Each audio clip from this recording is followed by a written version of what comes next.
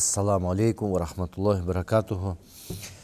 Уважаемый джамат, сегодняшняя наша лекция будет посвящаться качествам мусульманина в обществе, потому что это очень важно. На сегодняшний день мы сталкиваемся иногда с непониманием, иногда с неправильной интерпретацией, да? И некоторые, можно сказать, заметки я брал вот из книги. Хорошая очень книга, она считается как классической. Называется «Ихья фи улумуддин», «Оживление исламских наук» имама Газали. Вот такая книга. И с этой же книги мы будем также проходить с вами вопросы в отношении понятия алима, да? И также отношение к алиму и качество алымов, да? Какой должен быть алым, и деление алымов на, их называют иногда алимуль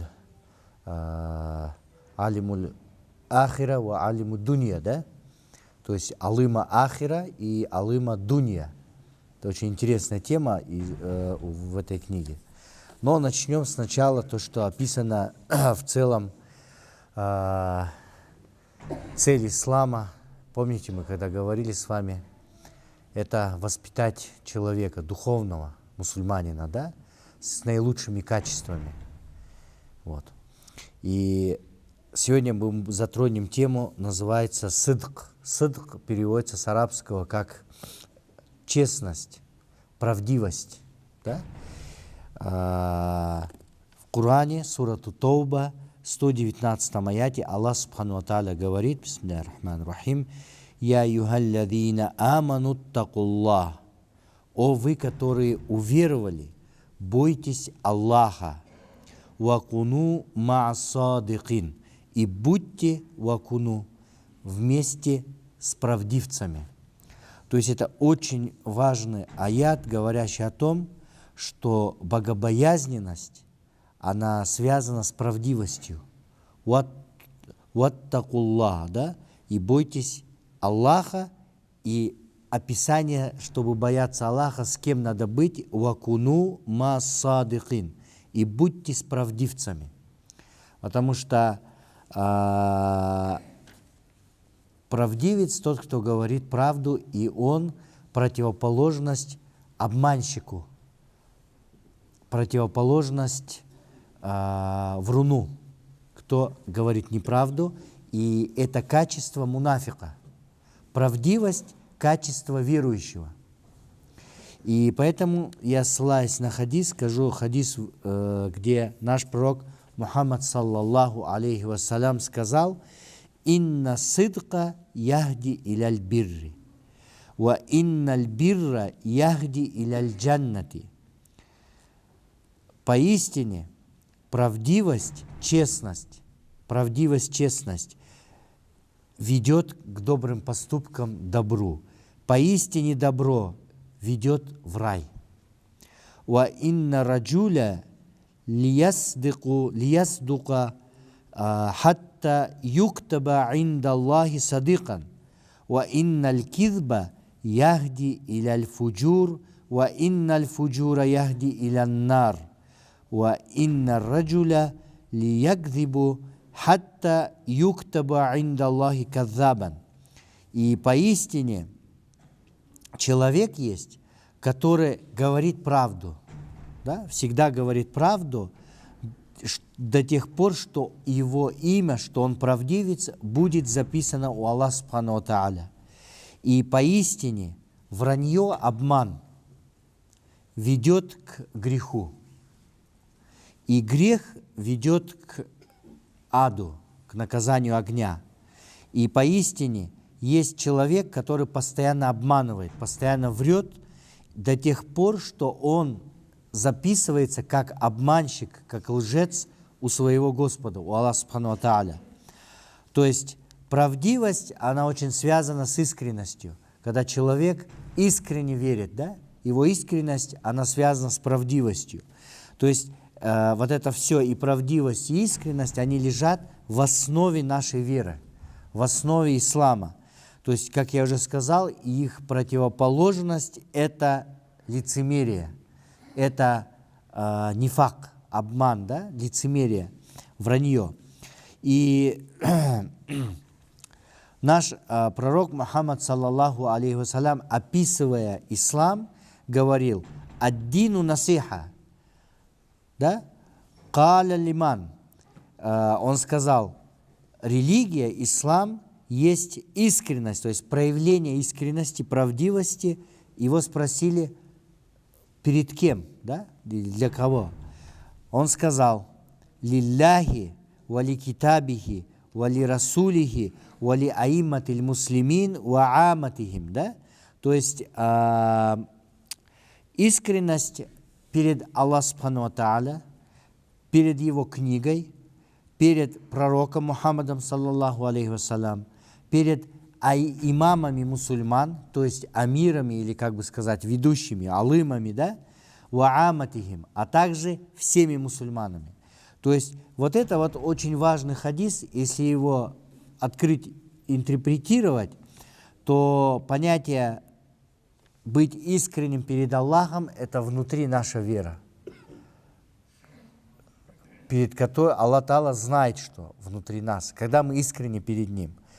Вали китабихи – перед Кураном, то есть следовать Курану, да, то, что внутри, и запреты, и разрешения, дух Курана, да.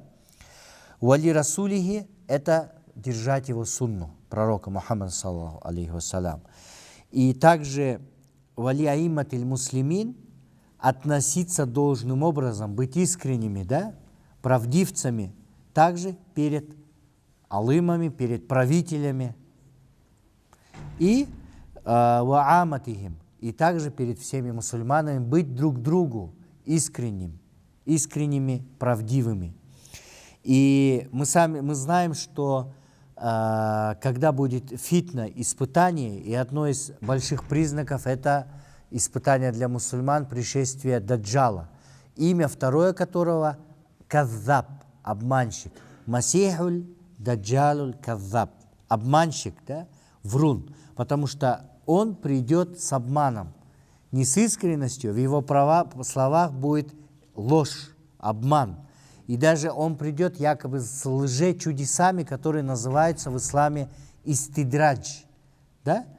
Если у пророков было чудо, когда они творили чудеса, да? Например, превращение змея, посоха Муса, алейхиссалям, в змея. То есть это превращение было настоящим, да? Это было именно чудеса, чудо.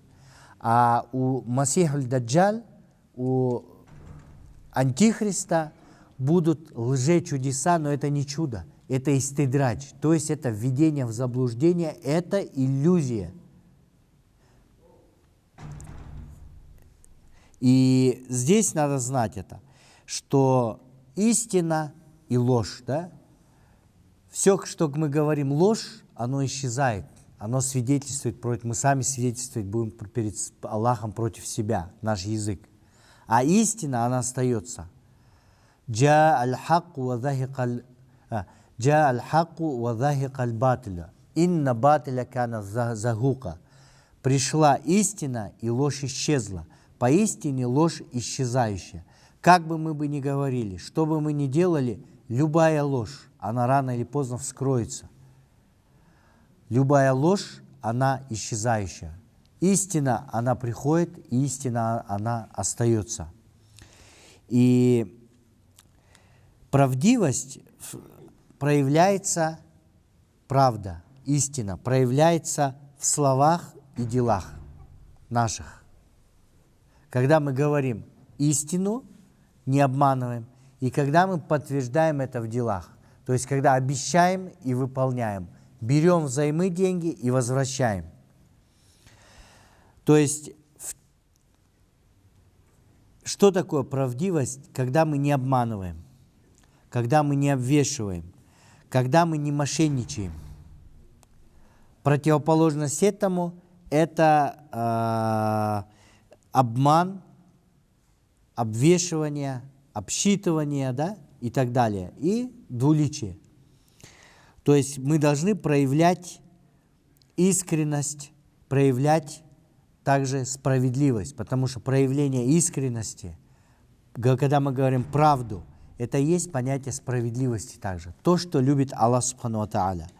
То есть совесть верующему, если он искренне верующий, она не позволяет обманывать или не позволяет говорить ложь, да? Потому что в любом случае, если даже он говорит, он потом не может спать, ему неудобно, да? Потому что его мучает совесть, потому что он боится Аллаха Субхану ва Тааля, он стыдится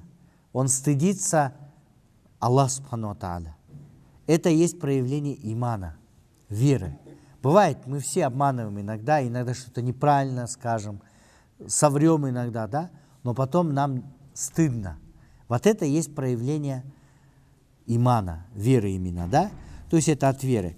Качество именно стыд перед Аллахом Субхану ва Тааля. Теперь, если мы говорим о противоположности сидка, правдивости, то его противоположность это обман, обвес. Это является харамом, обвес. Потому что мы часто сталкиваемся на базаре или при покупке, или при заключении сделок. Когда мы, допустим, что-то покупаем, и нас, допустим, обсчитывают, обвешивают, или продают некачественный товар, как качественный, да? Это часто бывает на базаре, и несмотря на это, люди продолжают это дело. Я приведу хадис, где наш пророк Мухаммад, саллаллаху алейхи вассалям, подошел когда к одному продавцу, он продавал, у него было зерно. И сверху было сухое зерно, а внутри он положил мокрое зерно, да? И наш пророк Мухаммад, саллаллаху алейхи вассалям, засунул руку и понял, что внутри зерна, часть внутри спрятанного зерна, оно промокшее, оно вес дает, да? Лишний вес, когда вешают, да? И он сказал: «Магаза, что это?» А продавец, смотрите, продавец отвечает, это во времена пророка Мухаммада, саллаллаху: «Асабадху самау я Расулуллах». Это зерно внутри, которое спрятано, его промочил дождь. О пророк Аллаха! Видишь, не стыдится, даже не стыдясь, он говорит, и это промочил дождь, о пророк, посланник Аллаха.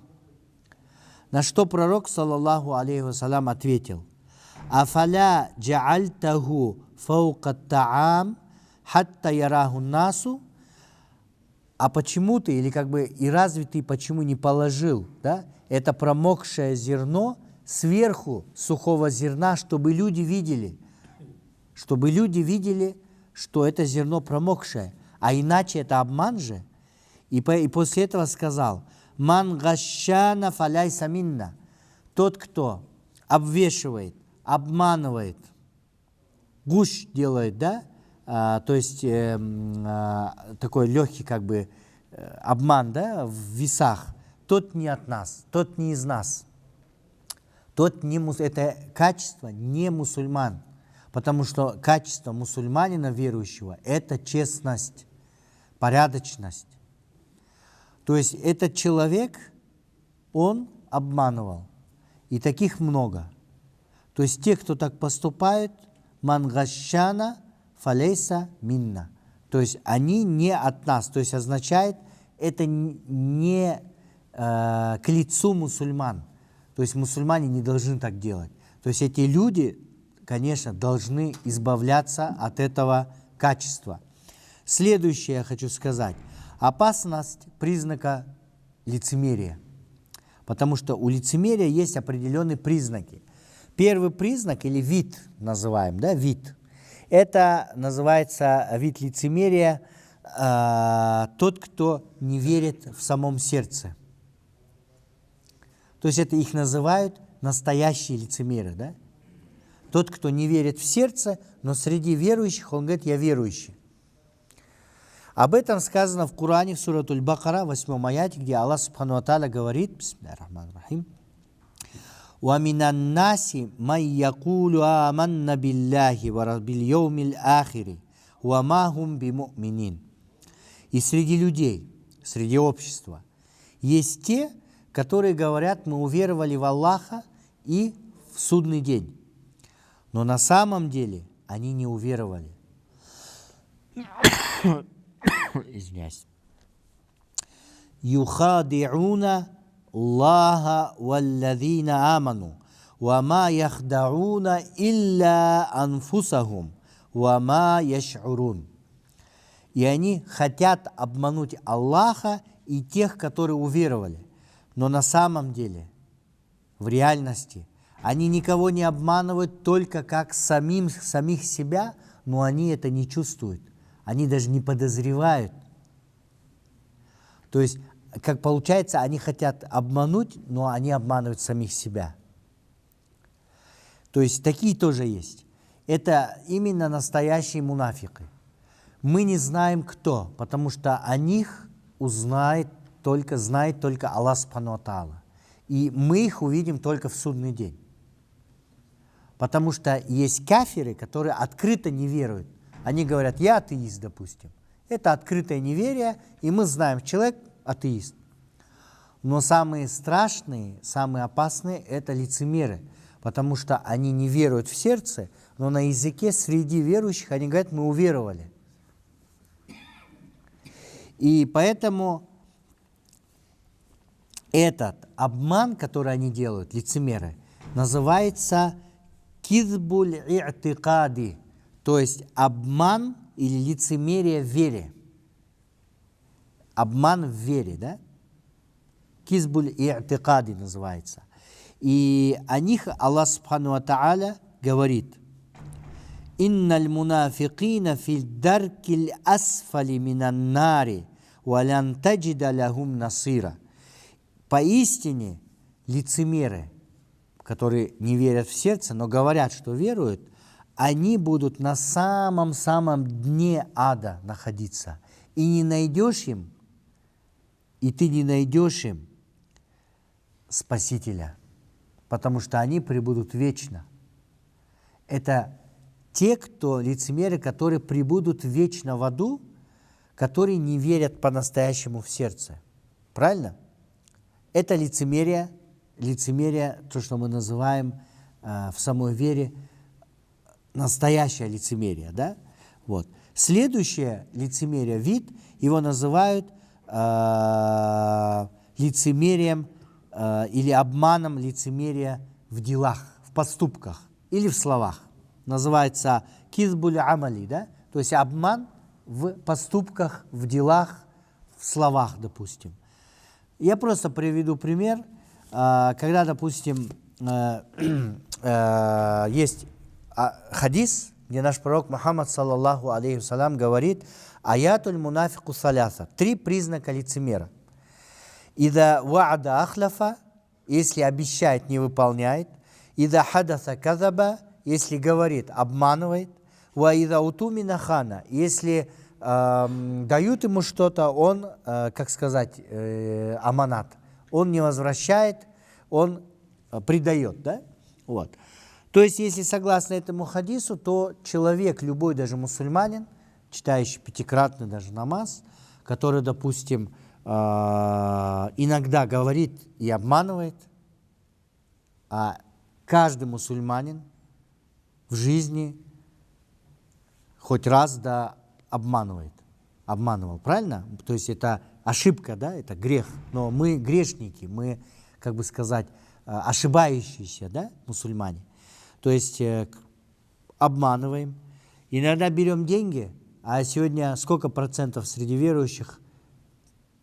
Очень много, часто случаев, когда занимают деньги и не возвращают. По мелочам, да?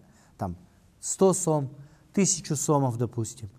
Такие же есть множество, да, случаев вокруг нас, которые обещают и не сдерживают обещания на каждом шагу.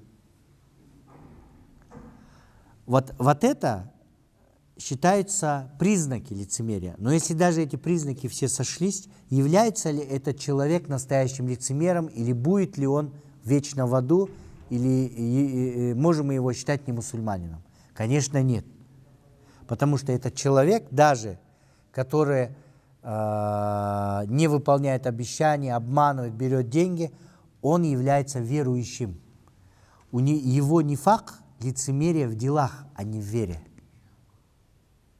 То есть этот аят, который говорит, что лицемеры будут вечно пребывать в аду, он не касается тех, кто, верующих, у которых есть признаки лицемерия. Этот аят о вечности ада касается лицемеров, которые не верят в сердце и обманывают языком, говоря, что мы уверовали. То есть это на самом деле кафиры, но которые скрывают свой куфр, неверие. И поэтому второй вид лицемерия, признаков лицемерия, признаков, он касается всех нас. Я имею в виду лицемерие или обман в делах, в поступках и в словах. Когда мы говорим и не выполняем, когда обещаем, не выполняем, когда мы говорим, обманываем, когда берем в аманат, на хранение и не возвращаем. Да? То есть это признаки, просто это порицаемые признаки или качества лицемеров, от которых мы должны избавляться, которые порицаемы очень в исламе. И есть также, извиняюсь, хадис нашего пророка Мухаммада, саллаллаху алейхи вассалям, который сказал: «Арбау кунна фихи кана мунафикан халисан, ва ман канат фихи хаслату минхунна кана фихи хаслату минан нифак». Да? 4 признака, если их объединить все вместе, это будут признаки настоящего мунафика, да? Но по отдельности они могут быть в каждом из мусульманине, да? Как качество, от которого желательно избавляться, да? Вот. «Ида утумина хан, ва ида хаддаса казаб, ва ида ахада гадара, ва ида хасама фаджара». Да? То есть первое, когда человек ему доверяет, а он предает. Когда что-то рассказывает или говорит что-то, он обманывает. Не держит обещания, да? Когда обещает. Нарушает договоренности. Когда договор с кем-то заключает, он его не выполняет и просто, как будто нет договора. Грешит, переходя границы дозволенного, если есть расхождение или спор о чем-то или с кем-то. То есть этот важный момент, с чем-то мусульманин сталкивается, видит где-то непонятные вещи, да? Он сразу бросает свой намаз и так далее, ссылаясь на кого-то или на что-то. Ищет причину, чтобы сделать грех, так называется, да? Ищет, как говорится, оправдание, чтобы сделать какой-то грех. То есть это признаки, от которых надо избавляться. И самое важное, что пророк, саллаллаху алейхи вассалям, добавив, сказал: «Уаин сам вассалля вазаама аннаху муслим». И даже если человек держит пост, молится и говорит или заявляет, что он мусульманин, он может быть мунафиком, если эти признаки все объединятся в одно. Поэтому будьте осторожны, даже если лицемерие в вере, да, это настоящий лицемер, но если в делах и в словах все признаки объединятся, то есть опасность, да, скатиться или войти в то число настоящих лицемеров. Потому что на самом деле иман, он не позволяет, даже крупица имана, она чуть-чуть сдерживает, да, иногда бывает, и так далее. Когда мы говорим «куну ма садыкин», Аллах Субхану ва Тааля говорит: «будьте справдивцами». Аят до этого я приводил. Это очень важный момент. Именно там не говорится «будьте с верующими», «о веровавшие», «будьте с мусульманами», да, и так далее. Там говорится «ма садыкин», потому что садык, он может быть грешником. Он может даже, да, говорить какие-то, как сказать, вещи плохие, да, злословить, допустим, не читать намаз.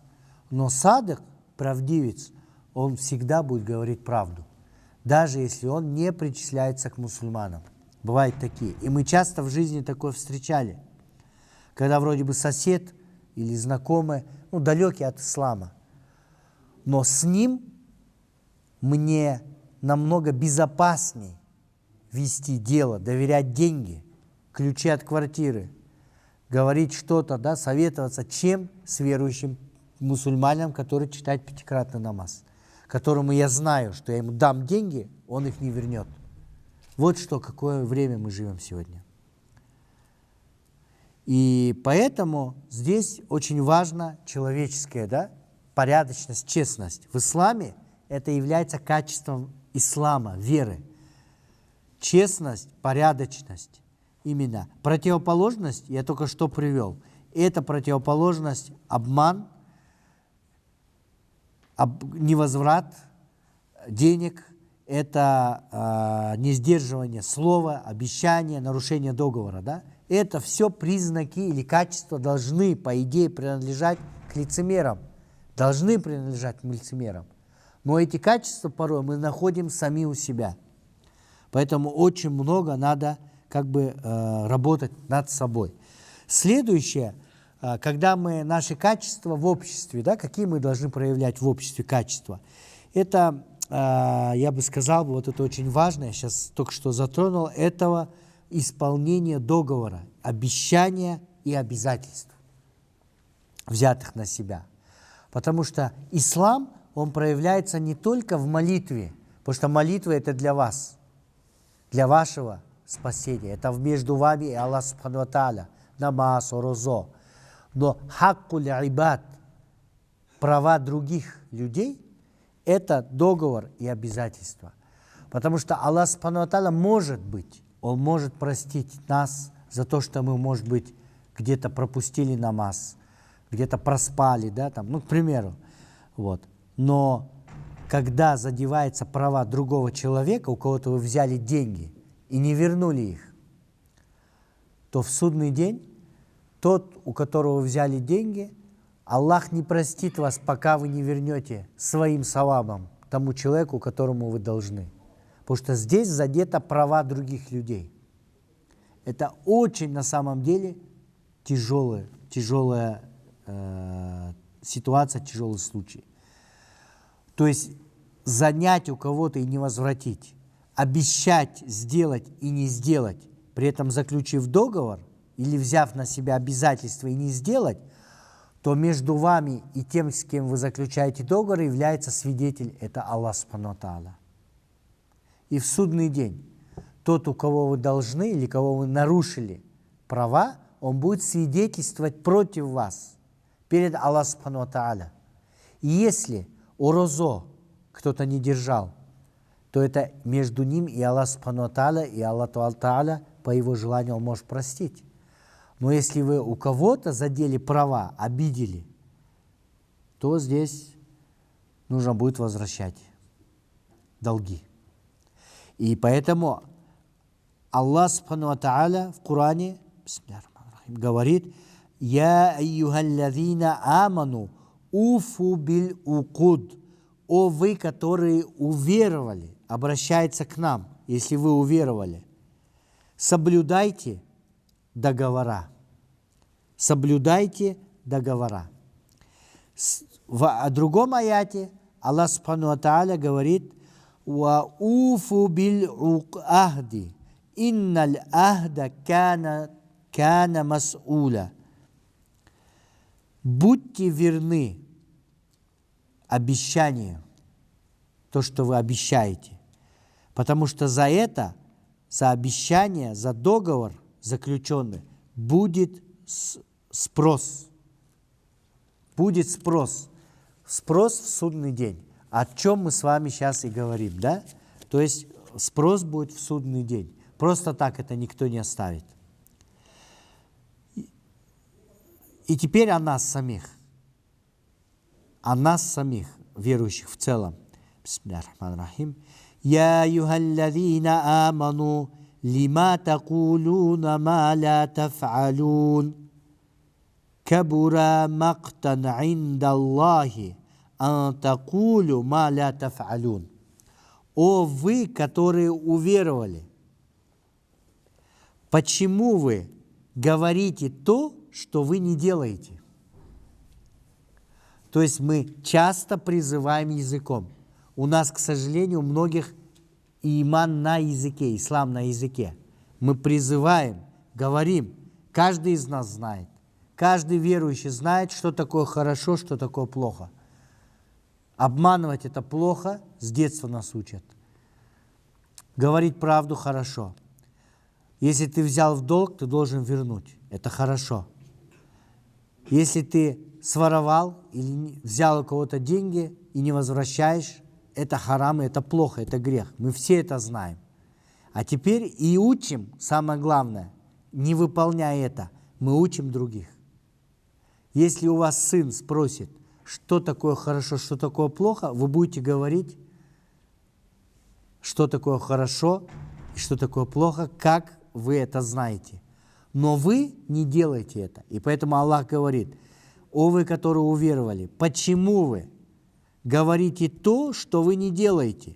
И здесь важный момент. Аллах Субхану ва Тааля говорит: великую ненависть вызывает у Аллаха. Ненависть вызывает у Аллаха то, что вы говорите, чего вы не делаете. Потому что мы становимся похожими на кого? На признаки неверия, признаки мунафика, лицемера. Когда мы говорим, но не делаем, значит, получается, мы не веруем в то, что мы, если не делаем. А зачем мы говорим? Поэтому у Аллаха вызывает это великую ненависть. Когда мы говорим то, что мы не делаем. Да? То есть мы не делаем и говорим просто. И следующий порок, который сегодня является очень серьезным среди общества в целом, и в основном этот порок, он становится очень видимым, да, в наше время, в современное. Именно когда вроде бы у нас все есть. Есть телевидение, есть у каждого дома холодильник, есть возможность заработать, жить, иметь машину и так далее. В каждой семье есть уже машина.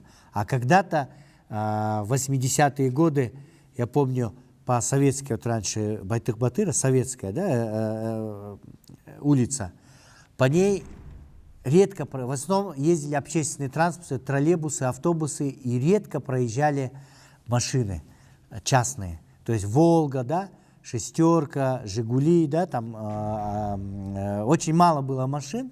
То есть семьи, у которых была машина, была редкость. Все были советские машины, да. Но зависти, такой, которая сейчас распространилась, когда у нас все есть, казалось бы, у каждой семьи, по крайней мере, есть одна машина. Такой зависти, такого уровня не было. То есть это признак приближения ахира, распространения зависти. И вот этот порок, это считается сильнейший грех и является пороком именно. Для мусульман это зависть. Потому что зависть, она приводит к греху. К какому греху? Это плохо думать о верующем, о ближнем. Раз. Желать ему зла. Потому что основа зависти – желать другому зла. Чтобы у этого человека не было, чтобы у тебя было это, что у другого человека, а у того человека не было, чтобы это. То есть желание другому плохого, да? Чтобы у него не было то, что есть, а чтобы это было только у тебя. Это уже грех. Следующее – это распространение, потому что зависть толкает на действие языком. Когда человек завидует кому-то, он желает кому-то зла, он ненавидит кого-то сердцем, да? Он не может спать, потому что ночью он ворочается и думает о том человеке, да? И он начинает языком делать грех. Какой? Делать наговор, бухтан, не гыба. Гыба – это то, что человек сделал, и вы это обсуждаете за спиной. А бухтан – это хуже, чем гыба. Бухтан – это наговор, то, что человек не делал. Но вы говорите о нем, что он это сделал плохо, что он плохой, что он на самом деле плохой человек, что он вот делает вот такие поступки, которые он не делал, этот человек, да? Человек начинает сплетничать, он начинает наговор делать, бухтан, да? Злословить за спиной, злословить, да, именно. Следующее – это действие. Некоторые идут, у которых нет имана и которые прикрываются исламом, или говорят, что он верующий, да, человек, но на самом деле там нет веры. Он идет на поступок уже. Какой поступок? Следующий, первый язык, второе, это идет к гюзячик, к колдуну, к сахира, колдуну идет, да? То есть он заказывает, начинает говорить, платить деньги, чтобы колдун сделал определенное колдовство, навел порчу, навел какую-то плохую зависть там и так далее на другого человека. Почему я это говорю? Это не просто слова.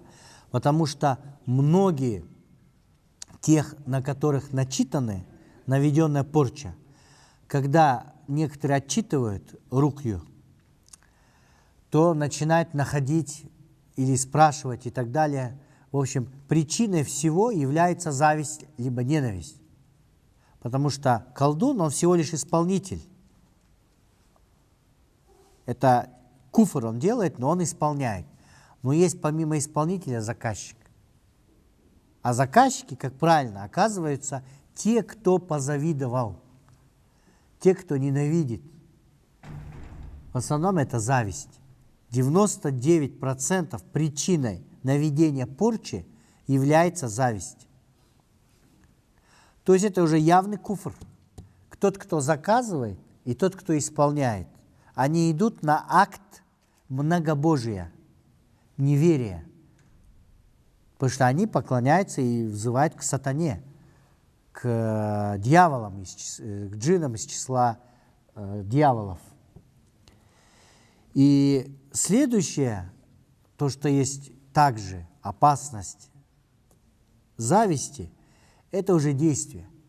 Потому что бывают случаи, когда кто-то идет на определенные действия преступного характера или создает условия для преступности замысла, да, для преступных действий.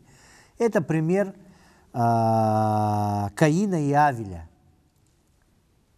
Когда среди людей произошло первое убийство, первое преступление на земле, было между братьями Каином и Авелем, сынами Адама, алейхиссалям, нашего праотца.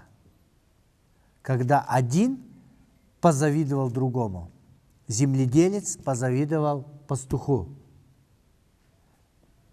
о принятии жертвы, потому что Аллах принял жертву, лучшую жертву, которую принес пастух, принес лучшее, барана, самое лучшее, а другой приносил худую пищу, то есть самые такие переспелые сорта, или которые уже не нужны, да?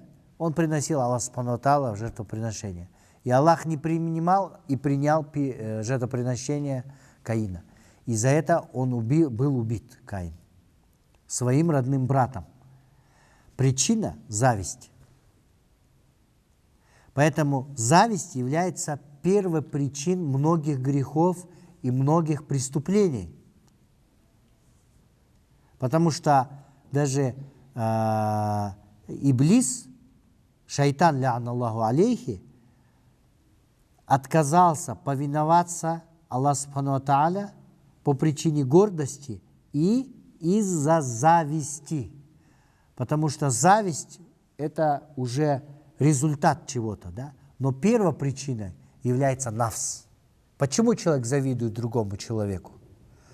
Это нафс. Когда человек не может смириться с тем, что у кого-то что-то есть или у кого-то лучше. Потому что он любит себя. Это нафс, эго, я. Он на первое становится эго, эгоцентризм. Это первая причина. Текеберчилик. Она толкает на зависть. А зависть толкает уже на определенные действия, уже совокупность, да, действий конкретных. И, как я уже сказал, зависть является грехом. Некоторые не упоминают зависть как грех, но зависть, она является грехом. Потому что не к лицу верующему, да, завидовать, потому что вера и ислам и вера внутри, и зависть, они не пересекаются никак. Никак не пересекаются ислам и зависть, хасад. Наш пророк Мухаммад, саллаллаху алейхи салям, об этом и сказал. «Ла яджтами'у фи джауфи абдиль иману валь хасад». Не могут совмещаться в душе раба Аллаха, внутри раба Аллаха не могут совмещаться вера и иман, валь хасад, и зависть. Они несовместимы. Поэтому, если мы говорим о вере, то верующий человек, если он верующий, в его внутри, в сердце не может совместиться зависть и иман. По идее. Да? Вот. Также наш пророк Мухаммад, саллаллаху алейхи вассалям, сказал: «Ла язалю насу бихейри малям ятахассаду». То есть люди будут пребывать во благе. То есть наше общество, да, будет пребывать во благе. Хатта малям ятахассаду. До тех пор, пока не начнут люди завидовать друг другу. И вот сейчас я хочу напомнить времена, когда мы жили не так богато. Когда в каждой квартире не было машины, не было особняков. Да? Жили люди средние, основная масса. Зарплата, работа, учеба, средняя. Но в обществе было благо. Там было благо. Там люди говорили друг другу правду. Там не было много лицемерия. Оно было всегда во времена, но не было так много, как сейчас. Мы занимали друг у друга деньги и возвращали. У соседей, у незнакомых занимали. А сейчас попробуйте занять деньги, сумму какую-то у родственника. Даже у родных братьев. Некоторые родные братья брату не занимают сейчас. А раньше занимали по-любому этому, потому что знали, что возвратить. Потому что знали, что этот человек честный. Потому что многие считалось непорядочно. Как так? Человеку я занял деньги, он не возвращает. Это же уяд. Это же не может быть такого. Он же порядочный человек. А сейчас мы можем клясться. Говорит, валлахи, таллахи. Клясться Аллахом, но не возвращать. И раньше люди пребывали во благе, потому что они не завидовали друг другу. Зависть, конечно, она была всегда. Между человеком и человеком, личностью. Но в массового распространения зависти не было. Пока люди не начнут завидовать друг другу. То есть здесь говорится не когда кто-то друг другу завидует, а когда массово все друг другу начинают завидовать. И вот эта массовость, она приводит к тому, что из общества уходит благо. Когда зависть не только один человек, болезнь, а болезнь общества. Когда зависть становится болезнью общества всего, то здесь проблема. Тогда Аллах Та'аля забирает с этого общества благо. Благо и барака. Да? Вот. То есть забирает из него безопасность. Как мы можем это понять? Самым простым способом. Когда мы сейчас что-то покупаем хорошее, мы не распространяемся среди родственников, ссылаясь на зависть, говоря, не надо, а то вдруг будет завидовать. Если что-то у вас благо хорошее, вы сейчас, в данное время, вы не распространяетесь. Вы это держите внутри узко семьи, кому вы доверяете. Отец, мать, дети, внуки, братья, но не дальше. То есть из общества уходит безопасность. Потому что вы знаете, что ваше имущество, ваше здоровье, они могут находиться вне безопасности, а в опасности, если вам будут завидовать. Вы боитесь зависти, вы боитесь соседей, общества, да, знакомых, на работе и так далее. Соседи от соседей мы закрываемся большими заборами также. Мы стараемся много не показывать. Если что-то вы строите, дом красивый, старайтесь его не показывать в основном. Это реальность. Я просто говорю то, что есть.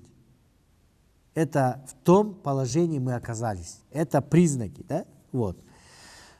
Хотя ислам – это пожелание друг другу добра. Когда мы здороваемся, мы говорим «Ассаламу алейкум». Мы желаем мира, блага вам. Понимаете? А теперь это слова, а внутри мы не знаем, да, как бы, да, насколько мы блага можем желать, насколько нам желают блага. Поэтому наш пророк Мухаммад, саллаллаху алейхи вассалям, сравнил зависть с огнем. Это огонь, зависть, пламя, которое пожирает поленья, да, сухие дрова. Зависть подобна пламени, которое пожирает сухие дрова. То есть также она пожирает кто завидует.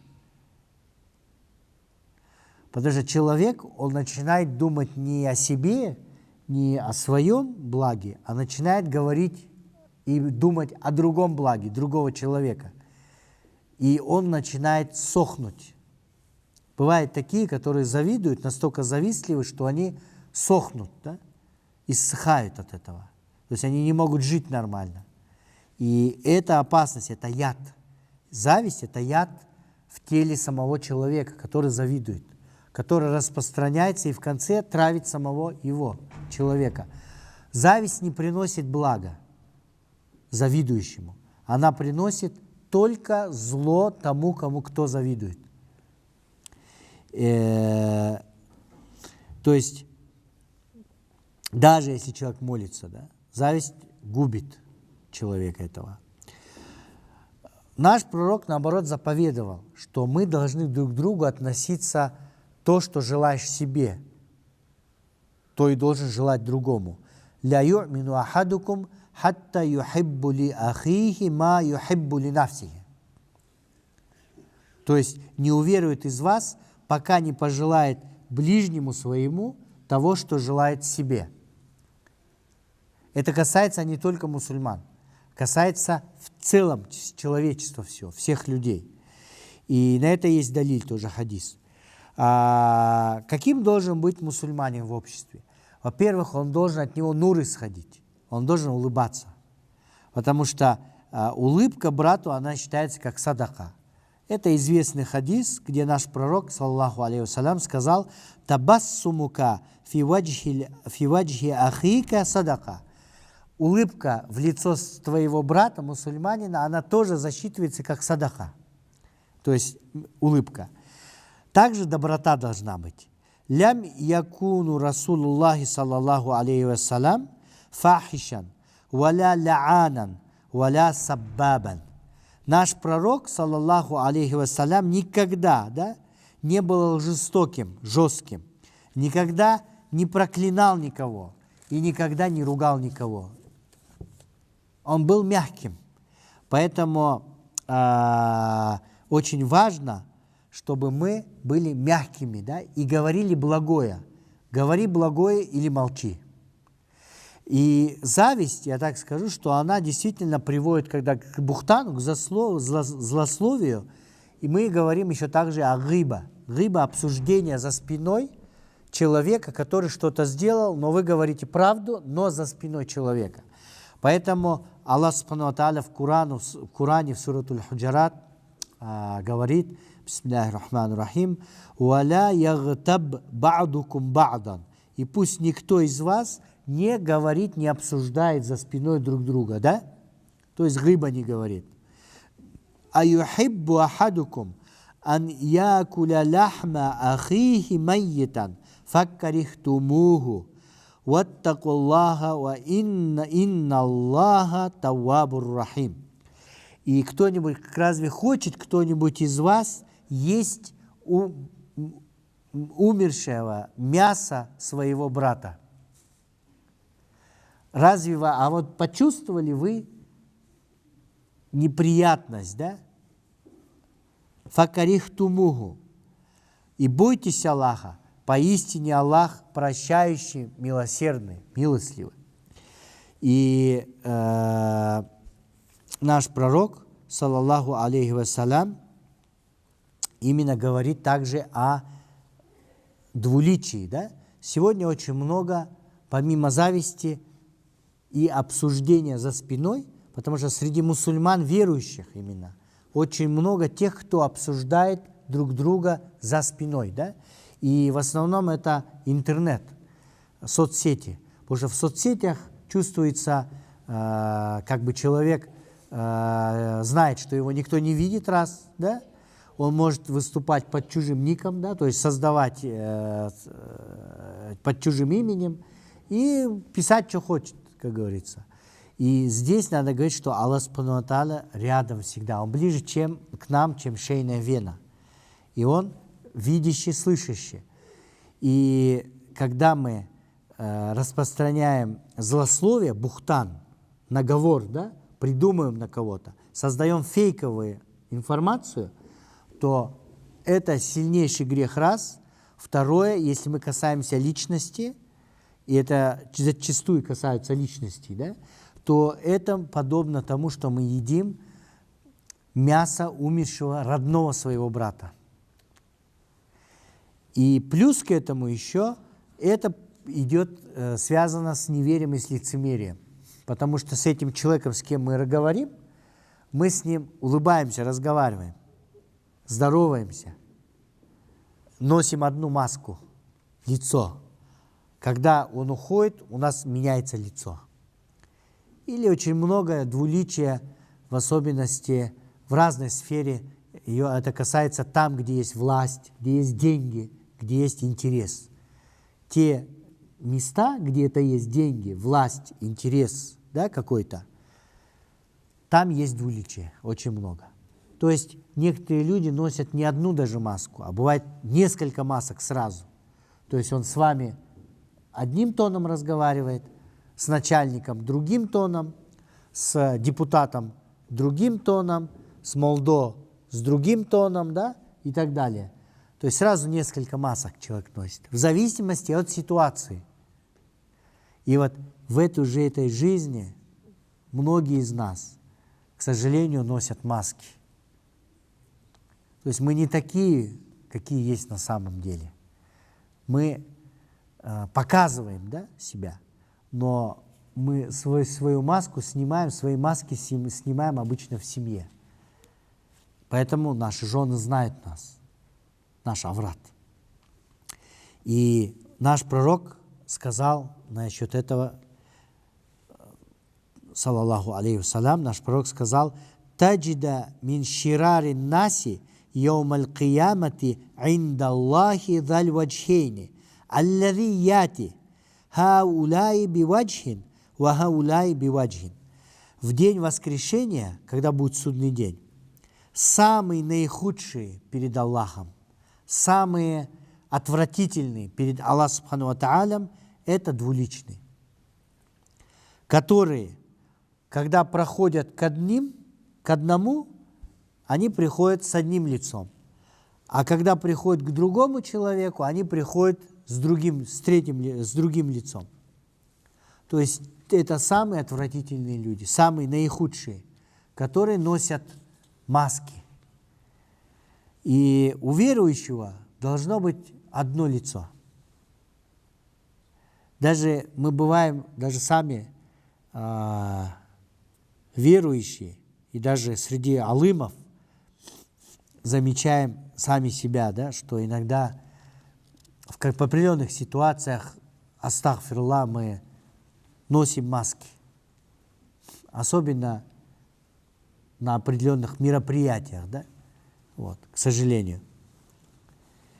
И два лица – это один из признаков лицемерия, да, вот, которые ненавидят Аллах Субхану ва Тааля именно в людях. Это не значит, что мы кого-то не любим или ненавидим.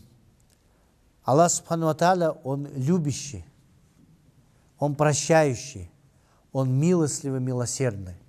Поэтому качества Аллаха Субхану ва Тааля, которые Он любит и которые проявляются больше всего, и с которых начинается каждая сура Корана, кроме сураты Тауба, да, покаяние. Кроме суры покаяния, все суры начинаются со слов «Бисмилляхир рахманир рахим». Во имя Аллаха милостливого, милосердного. Аллах милостливый, милосердный. Все мы имеем недостатки, и вот я сейчас говорил про двуличие, про то, что мы носим маски, многие, и даже у каждого есть грехи, у каждого есть ошибки, но Аллах прощающий, милосердный. Он любит нас, потому что мы столько делаем грехов, то Аллах мог бы уничтожить нас и заменить нас другим народом. Но Аллах дал нам возможность постоянно просить прощения, делать искренне тауба. Потому что Он Тауабур Рахим, прощающий, милосердный. И поэтому все это, все Его лучшие качества, я имею в виду человеческие, да, качества, они, как бы сказать, в человеке, да, проявляются. То есть человек, он грешащий. Кулю бени адамуль хатаун ва хейрут хаттаун тауабун. Каждый сын человеческий, сын Адама, он совершает грех, грешник. Но лучший из грешников тот, кто искренне кается, приносит тауба, покаяние приносит искренне. И Аллах, Субхану ва Тааля, Он любит нас. Он любит нас, каждого. Но Он ненавидит наши пороки, наши грехи, наши плохие дела. Но любит нас. Понимаете, да? Поэтому мы должны как бы стараться исправляться, да? Стараться исправить самих себя. Наш пророк Мухаммад, саллаллаху алейхи вассалям, сказал: Аллах сделает запретным рай для того, кому Он даст на попечение Его подданных.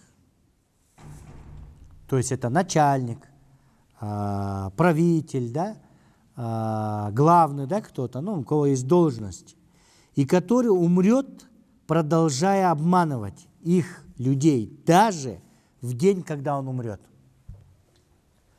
Есть такие люди тоже. И также «Мами намирин яли умуруль муслимин сумма ла яджхаду лахум валя янсах лахум».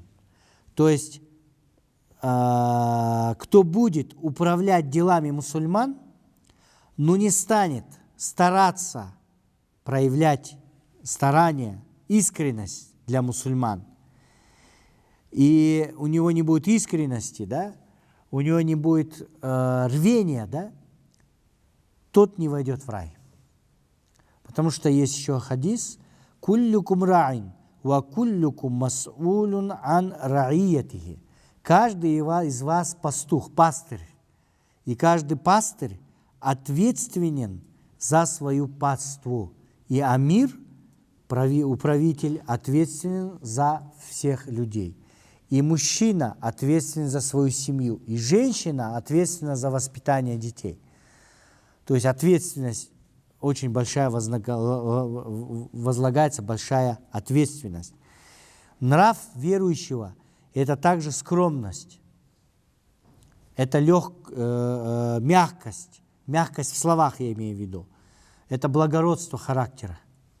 умение прощать, доброта, милосердие, честность, порядочность.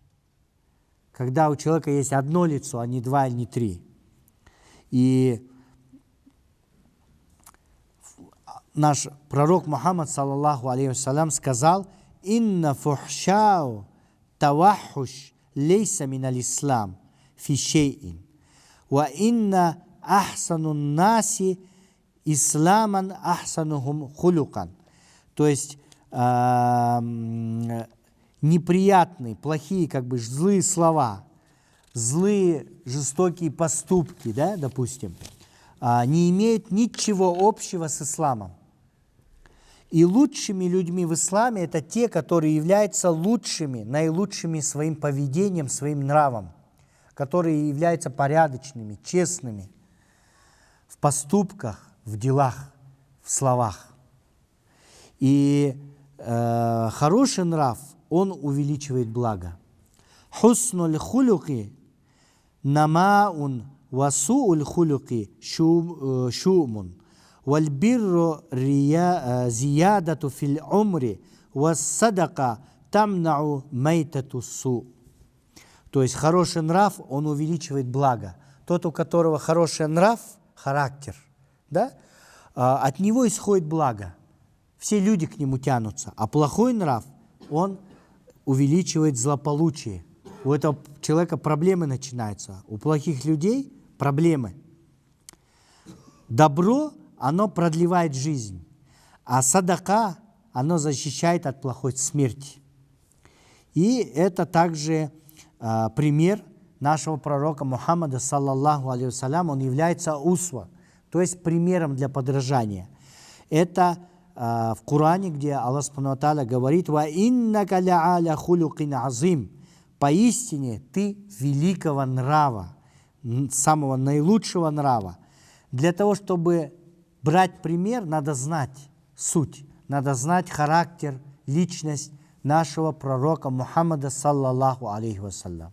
То есть для вас, пожалуйста, читайте жизнеописание нашего пророка, сиру.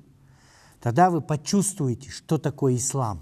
Потому что невозможно понять ислам, не узнав характер, нрав нашего пророка Мухаммада, саллаллаху алейхи вассалям. То есть делайте ему часто салават. Восхваляйте. Восхваляйте нашего пророка Мухаммада, саллаллаху алейхи вассалям.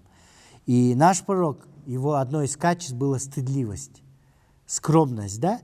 Потому что хаяу, стыдливость, хейру куллюху, сказал пророк. То есть в стыдливости только благо, в скромности только благо.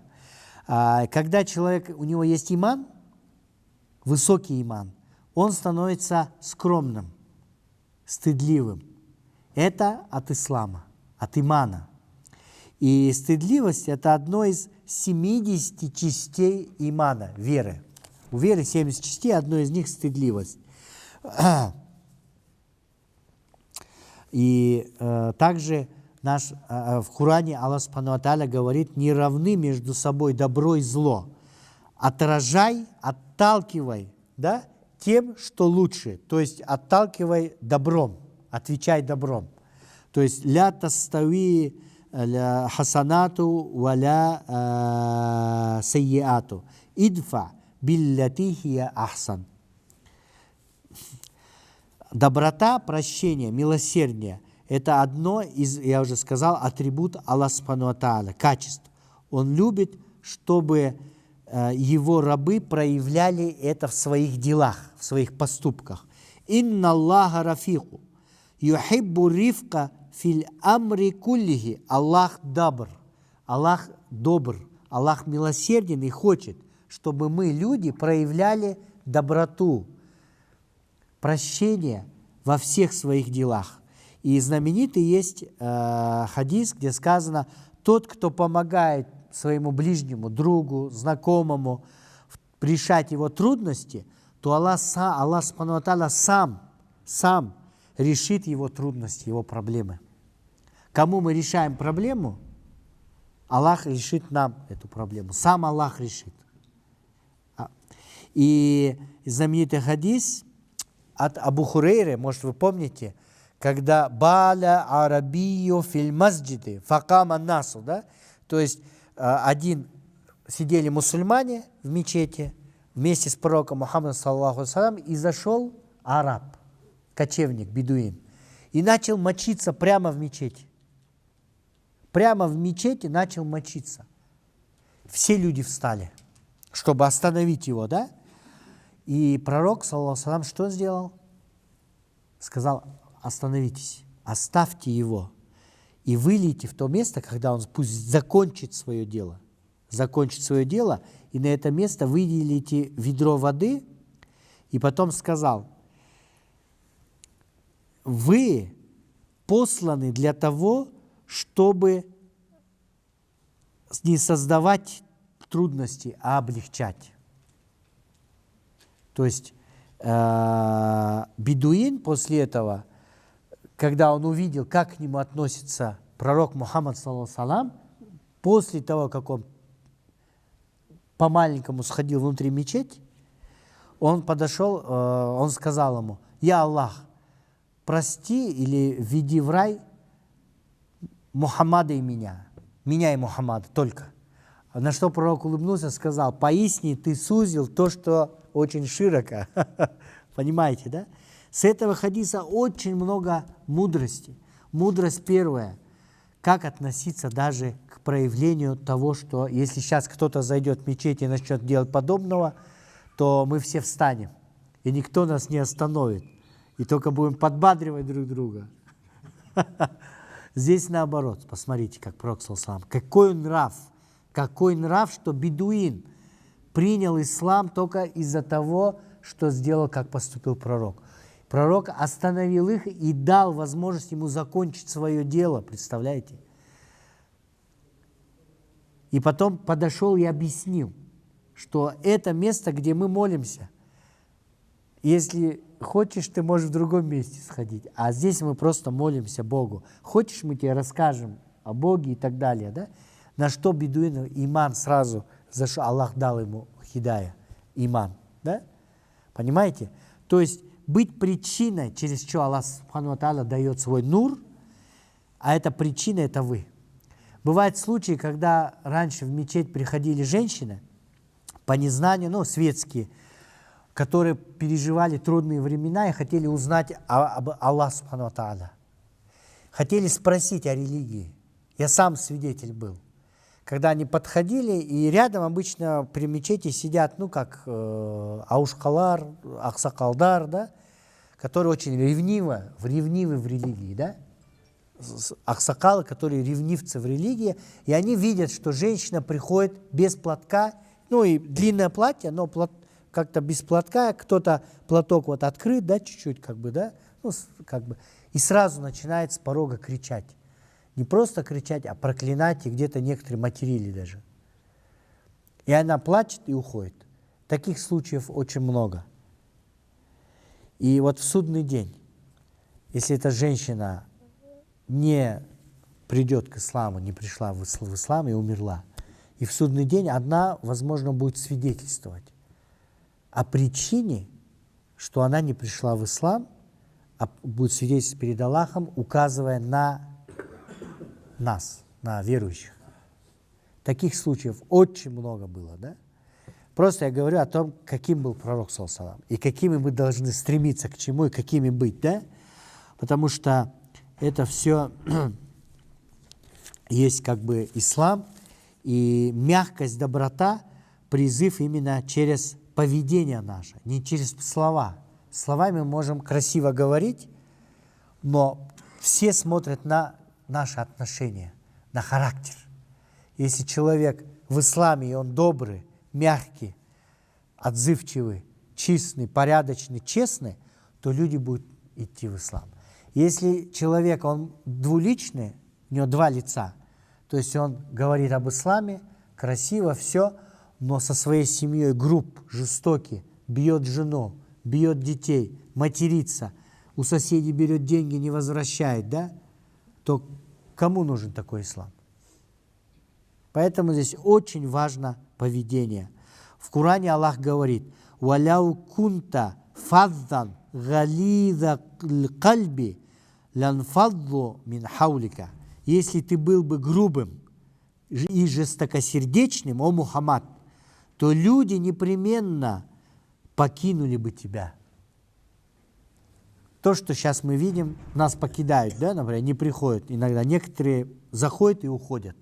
Говорят, что я столкнулся совсем с другим. Как бы, да? Или пример Мусы и Харуна, где Аллах Субхану ва Тааля в Коране говорит, обращаясь к ним, «Идхаба иля фир'ауна иннаху тага, факуля лаху каулян лаййинан лааллаху ятазаккару ау яхша». Фараон, который объявил себя Аллахом, Богом, то есть кафир номер один. Он говорит, Аллах Субхану ва Тааля, идите к фараону, поистине он тага, он не стал, неповиновения вошел, да? И скажите ему, говорите мягкое слово, может быть, он одумается и побоится Аллаха. Понимаете? Даже тот, кто самый был, да? Враг номер один, грешник номер один, да, допустим. Идите к нему, Аллах говорит, и скажите ему мягкое слово. Может быть, он спасется, уверует, побоится и уверует. Вот. Следующее, последнее хочу сказать, хадис, где наш пророк сказал, «Инна Аллаха катабаль ихсана аля кулли шейн». То есть Аллах предписал нам проявлять везде милосердие и милость. Да? «Фаиза катальтум фахсинуль китлята». Если вы, сражаясь даже на войне, бывают разные же случаи, когда мусульмане на войне, в битвах, допустим, то даже в битве проявляйте милосердие. Убивайте, то есть сражаясь, уничтожайте мягко, милосердием. «Уаиза забихтумуль фахсину зибхата». И когда вы режете баранов на курбан, да, или просто режем баранов, животных, то проявляйте милость. «Валиюхидда ахадукум шафратуху, валиюриха зибхатуху». И когда вы режете баранов, точите нож остро, и когда режете, проявляйте милосердие очень быстро. Делайте это. Просто пример. Когда мы режем, я видел, как делается по сунне, да? Когда мы режем баранов, на курбан ни в коем случае не режьте барана на глазах других животных или при других баранах. Обязательно должно быть не видно, да? Второе, некоторые даже прикрывают глаза, когда вытаскивают нож. Нож не показывайте барану, не пугайте. Понимаете? Когда мы режем, перерезаем Аллаху Акбар, бисмилля, Аллаху Акбар, 3 вены. Баран засыпает. После этого не пилите барана тупым ножом, чтобы это настолько острый нож, чтобы с 1-2 раз. Да? У евреев, иудеев есть кошерная пища, знаете, тоже они режут, как мы, но у них кровь вообще запрещена. Да? И у них запрещается резать 2 раза. Настолько острый нож, и раввин должен с 1 раза, по-ихнему, да, бешем элай, с именем Аллаха, к примеру, он режет с 1 раза. И если 2 раз нож пошел, уже все, харам, это выкидывается. Еда. Но Аллах сделал эту религию умеренной, серединой. Ля яхудиятан, валя насраниятан. Не еврейство, не иудаизм и не христианство. Это 2 крайности, а середина, умеренность. И поэтому проявление умеренности, ислам, религия умеренности и золотой середины. И поэтому проявление милосердия является стержнем ислама, где наш пророк, саллаллаху алейхи вассалям, сказал: «Ирхам ман фил арды, ярхамака ман фис сама». Прости того, кто, если ты прощаешь того, кто на земле животные, люди, да, то Аллах простит тебя. Тебя простит тот, кто в небесах, то есть Аллах Субхану ва Тааля. Почему? Потому что Аллах Субхану ва Тааля в Коране сказал насчет пророка, саллаллаху алейхи вассалям, «Вама арсальнака илля рахмата лил алямин». И мы тебя послали только как милость для миров. Не наказание, не жесткость, а милость, милосердие, легкость. Да? Для облегчения, для миров. Не только для людей, но и для мира животных. То есть человек должен даже относиться не только с милосердием к людям, а к животным даже. Поэтому в исламе запрещается харам, грехом является бить животное по лицу или не кормить животное. Есть знаменитый хадис, где женщина попала в ад за то, что она кошку свою привязала и не кормила, не поила ее. И кошка умерла в мучениях от голода и от жажды. И за это ее Аллах наказал огнем. Как вы на это смотрите? Поэтому ислам – это религия милосердия, милости.